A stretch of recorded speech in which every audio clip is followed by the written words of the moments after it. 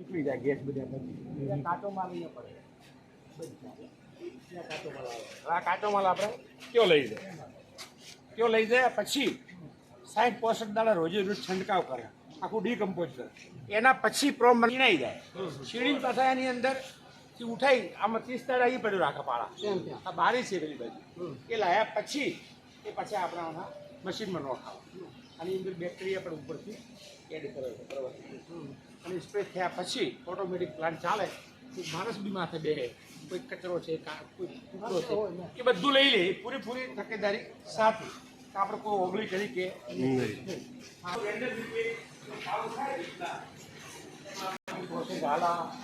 Model plant છે નાનો, પણ હવે તો લાખ ના થવા મળ્યા છે. એટલે પેલો જે આપણી ટીમનો ફોટો લીધો ને, આ ટીમ આપણી મોડેલ કહેવાય છે.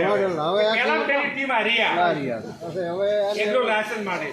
બીજું તમારે એક વિનંતી છે મારી, તો ઘણા બોલ્યા એટલે પછી મેં આપી તો બીજું ટાઈમ પૂછો કે તમે બધા ખૂબ પાહોશ છો, એવું નથી કે બધા નબળા છો. તમે ધારો ને એટલું રિઝલ્ટ લઈ શકો, જેવું લાવો એવું.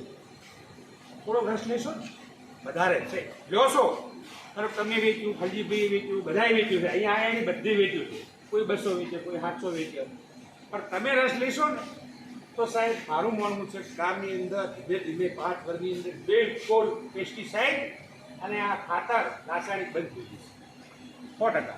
તમારે જ્યારે ગામની અંદર સારા 5-10 ખેડૂત હોય, બધા ખેડૂત સારા છે, એક રસવાળા હોય, ટ્રેક્ટર હોય, કોઈ રોપા આવ્યા હોય, કોઈ પ્લાન્ટ લગાવવાનો હોય, કોઈ સારા પશુ લાવ્યા હોય તો એમની ઇન્ટરેસ્ટ હોય, તો આવા 10 ખેડૂતોને પકડી અને અહીંયા વિઝિટ કરાવવાની, એટલે થોડો વિશ્વાસમાં વધારો થાય. બરાબર હું એકલો મંડળી ઉપર આવું તો મને ઓળખો આ લેવલથી કે ભાઈ આ વસ્તુ ભાઈ આવ્યા છે. પણ ધારો કે હવે સમૂહમાં બધા ઓળખતા થઈ ગયા, વારંવાર મુલાકાત થાય, આપણે અનુભવ થાય, પરિચય થાય. એટલે તમે એક રિક્વેસ્ટ છે કે આની અંદર કમિશન બી આપણે બધા મંત્રી ચેરમેન જ છો કે આપણે કમિશન બી સરસ હાલે છે.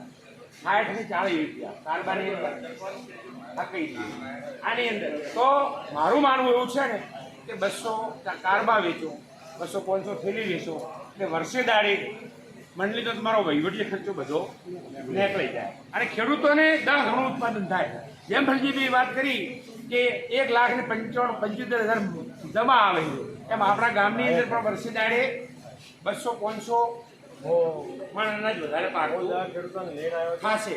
ખેડૂતે એવો અનુભવ કીધો કે અમને આ જોયા પછી આપણે એક તબેલા ઉપર અમારા ભાવેશભાઈ આખી ટીમ છે, આપણી પ્રોક્યોરમેન્ટ ટીમ જે દૂધની ટીમ છે ને, તમારે પેલું નળિયું સાફ કરવા માટે આવે, જોવે, સેમ્પલ જોવે, જો કચરો પડ્યો તો બંધ કરીને આ બધું કરે ને, એવી આપણી છે.